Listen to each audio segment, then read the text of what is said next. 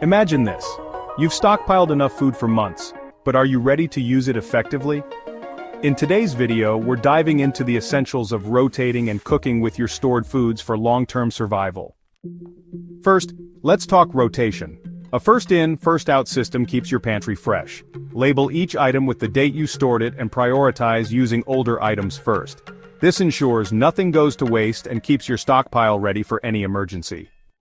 Next, practice cooking with your stored foods now. Develop recipes using canned goods, freeze-dried meals, and shelf-stable ingredients. From hearty stews to energy-packed snacks, learning to cook with what you have will boost your confidence and help you identify any gaps in your preps.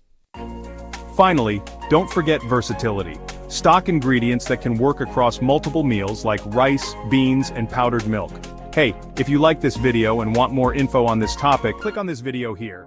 You can also get more life-saving information at iSurviveThrive.com. And of course, don't forget to subscribe to our I Survive Thrive YouTube channel. Check the description below this video for helpful links.